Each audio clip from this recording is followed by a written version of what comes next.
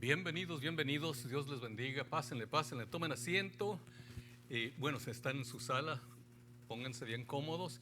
Pero tengo una pregunta para ustedes, una pregunta bastante seria. ¿Podrá el mundo callar a la iglesia? De cierto, es algo muy importante. ¿Podrá el mundo callar a la iglesia? Hoy, con esto de la pandemia, con esto de que estamos en la casa, que el gobierno está diciéndonos cuándo podemos tener servicios y cuándo no, y todas las demás reglas, esto es una preparación para después poder callar a la iglesia cuando les dé la gana. ¿Podrá el mundo callar a la iglesia? Es una pregunta que tenemos que procesar y tener una buena respuesta. Porque Cristo dijo, Jesús mismo dijo, y yo también te digo, es Cristo hablando, que tú eres Pedro y sobre esta roca, hablando de sí mismo, Cristo es nuestra roca. San Pablo nos dijo eso, que la roca que lo siguió en el desierto era Cristo. Y sobre esta roca edificaré mi iglesia y las puertas del infierno no prevalecerán contra ella. Que nada iba a poder vencer a la iglesia. Entonces, ¿qué es lo que decimos? No pueden, no podrán, nunca lo lograrán, es imposible callar a la iglesia. ¿Amén? Seguro que sí. A menos de que la iglesia se calle a sí mismo. Pero ¿cómo, hermano? No. Si nosotros cantamos, tenemos instrumentos, tenemos una pantalla grandísima, 2 pantallas, en algunas iglesias hay hasta 3, 4, 5 pantallas grandísimas. No nos pueden callar. Aquí están unas estadísticas muy sorprendentes para mí. Las estadísticas son de que 10% de la gente en la iglesia no se habla. 10%. De cada 100 hay 10 que no se hablan. 20% no asisten a una congregación, de los que se llaman ser parte de la iglesia. 10% no se hablan. 20% no asisten a una congregación. 25%, 1 de cada 4, admite que nunca oran, que no oran. Esta es gente de la iglesia. 35%, es decir, un poco más de 3 de cada 10 personas admiten que no leen la Biblia. 60%, es decir, 6 de cada 10 en la iglesia, no sirven en ningún ministerio, no prestan servicio. 70%, es decir, de 10, cada 7 no apoyan a ningún misionero. 80%, es decir, 8 de cada 10 personas en la iglesia no comparte el evangelio. No comparte el evangelio. Otra vez, de cada 10 personas en la iglesia, 8 de esas 10, 8, deja solo 2. 80% nunca invitan a nadie a la iglesia. Y esto es lo más sorprendente de todo. De cada 10 personas, cuéntanos 10. De cada 10, solo 1 ha ganado un alma para Cristo. 90% de la iglesia, de las personas que se nombran ser parte de la iglesia de Jesucristo, nunca han ganado a nadie para Cristo.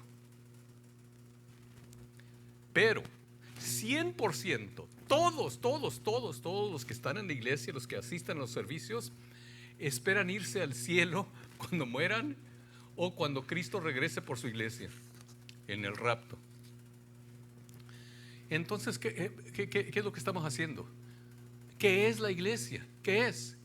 Les voy a decir lo que la iglesia no es. La iglesia no es una función. La iglesia no tiene un escenario. Usamos instrumentos para alabar a Dios, pero no es un escenario. La iglesia no tiene escenario, tiene un altar. En un altar hay sacrificio. La iglesia no pone un show, una actuación. Tiene servicios. Porque en un show hay actuaciones, hay presentaciones. En un servicio hay rendimiento, hay entrega al Señor. La iglesia no tiene estrellas, tiene siervos. La iglesia no tiene fans, aficionados, tiene discípulos. ¿Por qué? Porque los fans, los aficionados aplauden y adulan. Los discípulos aprenden y siguen. Aprenden y siguen. La iglesia no tiene artistas, tiene ministros. ¿Por qué? Porque los artistas dan una presentación, actúan. Los ministros sirven. La iglesia no tiene público, tiene adoradores. Nosotros, los congregantes, no asistimos a un servicio. Ofrecemos servicio al Dios viviente. Ofrecemos servicio. Los fans asisten y reaccionan a la música o lo que sea. En la iglesia hay adoradores que se inclinan y se entregan a Dios. Que Cristo sea en nosotros y sobre nosotros. Disculpen, estoy leyendo mis apuntes en inglés. La iglesia no puede ser callada porque tiene un mensaje que dar. En estos tiempos, miren, esta semana se firmó un tratado de paz, y eso es lo que los árabes lo llaman un tratado de paz. Estamos en un momento que va a suscitar, a precipitar la venida de Cristo. Como les dije la semana pasada, desde la muerte y resurrección de Cristo hasta el día presente, faltaba una profecía grande que cumplirse, que es el regreso de Israel a su tierra y formar una nación, los huesos secos que Dios ha regresado a su lugar. Pero hay otras profecías menores. Una es que en los últimos tiempos se iba a revelar el hijo de perdición, el que produce anarquía. ¿Hay anarquía ahorita en el mundo? Siempre ha habido, pero hoy es algo que llena todo el mundo completamente. Hay caos, hay anarquía, aún en países donde hay orden y hay leyes y hay gobierno estable. Eso está en Segunda de Tesalonicenses capítulo 2, el hijo de perdición, la anarquía. Y él se tiene que revelar, ya pronto se va a revelar quién es el que está causando todo esto, que es el anticristo, para que Cristo venga por su iglesia. Es que ya estamos allí. El tratado de paz que se firmó esta semana, en el capítulo 38 de Ezequiel, tenemos la profecía de la batalla de Armagedón, que sucede después de que Cristo venga. Y es cuando Rusia, Irán, Turquía y otras naciones árabes van a venir en contra de Israel. Y ya casi se está formando esa alianza. Se está formando. Capítulo 38 de Ezequiel. Antes de que suceda esa batalla, va a haber el rapto de la iglesia, de los creyentes, de los adoradores, de los siervos, de los que han sacrificado su vida y todo para Cristo. Pero los otros países árabes que han tenido enemistad contra Israel, esta semana firmaron lo que ellos llaman un tratado de paz. Para que Cristo venga, tiene que haber paz en Israel. Y todos están pensando que hay paz. Por mientras sí va a haber paz. Pero es que el último paso antes de que venga Jesucristo por su iglesia. Y eso es en el mismo capítulo 38 de Ezequiel, tenemos la lista de los países que van a venir, las naciones que van a venir en contra de Israel, pero también hay una lista de otros países, otras naciones árabes que van a oponerse a esa invasión de Rusia, Irán y Turquía. ¿Y saben cuáles son? Las que están nombradas en el capítulo 38 de Ezequiel. Las que están firmando el tratado de paz. Algo que inesperado, algo imposible. Por 2000 años más ha habido enemistad, ha habido guerras.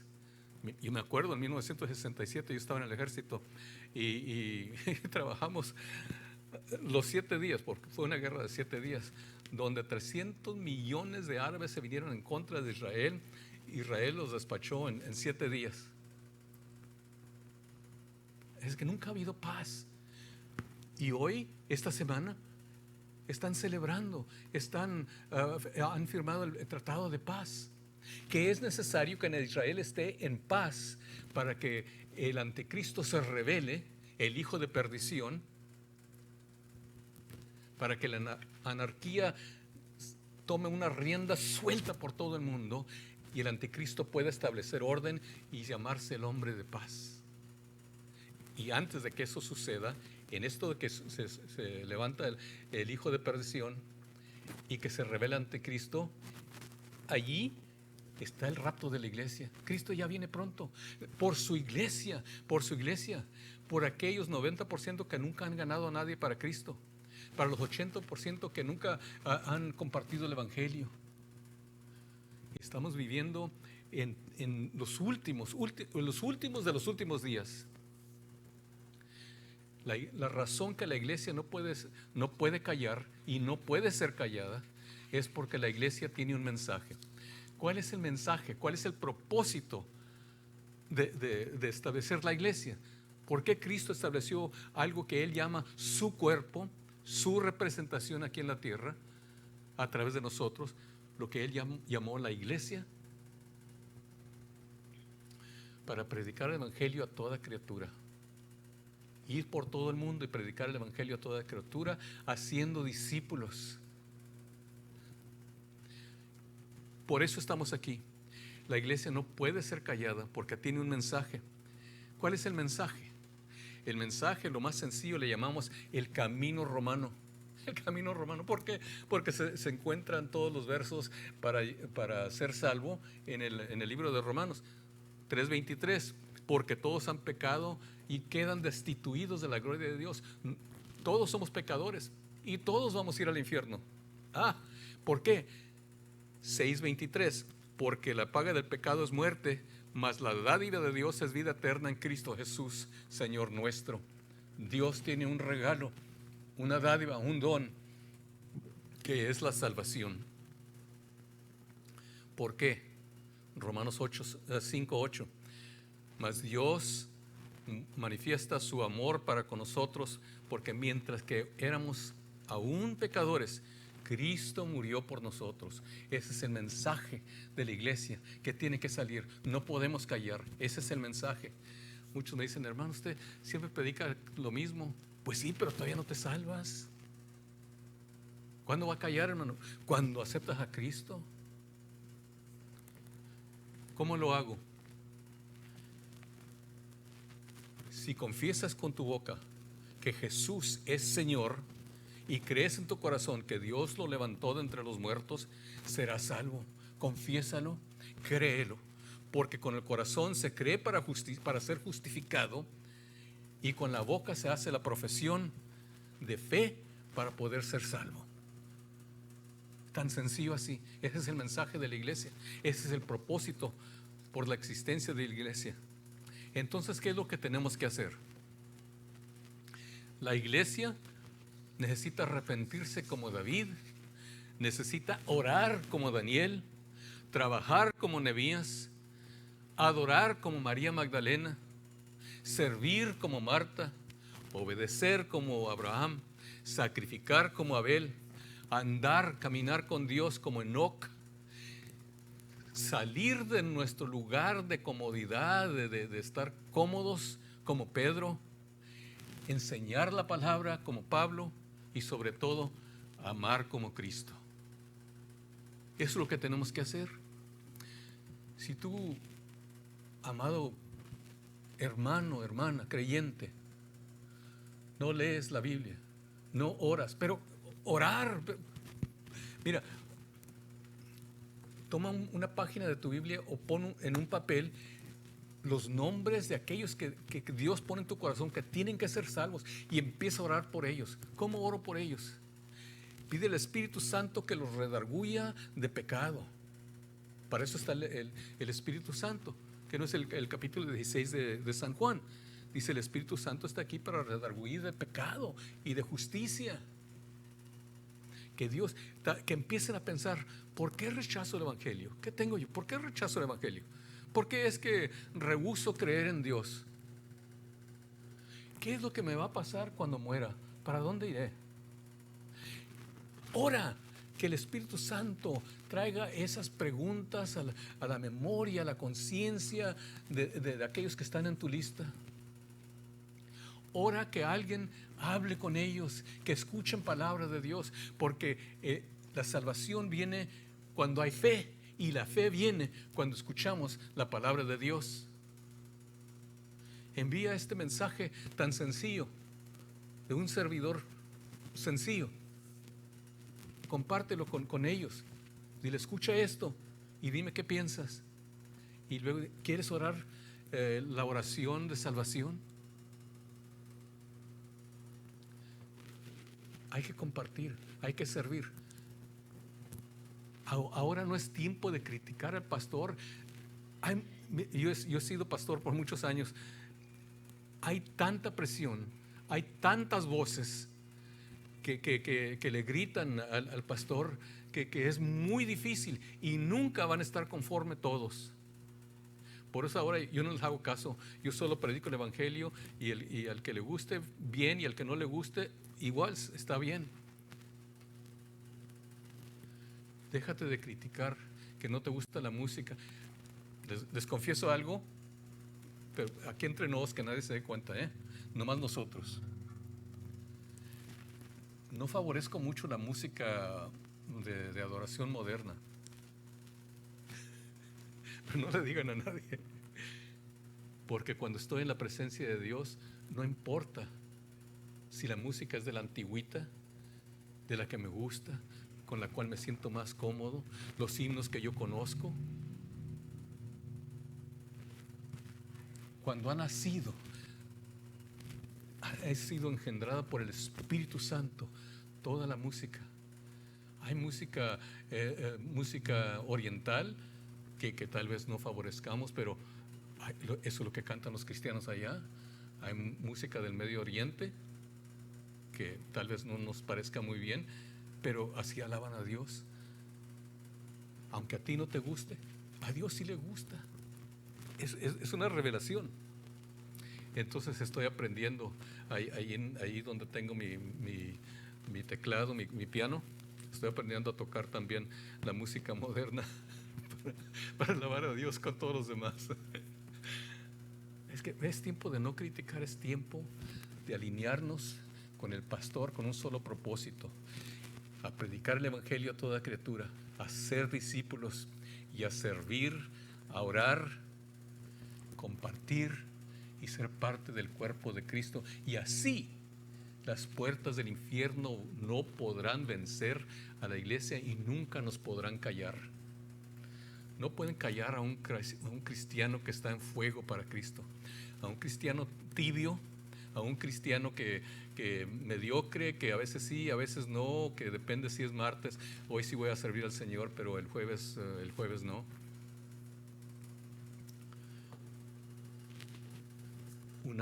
Vamos a unirnos, hermanos, vamos a unirnos por todo el mundo.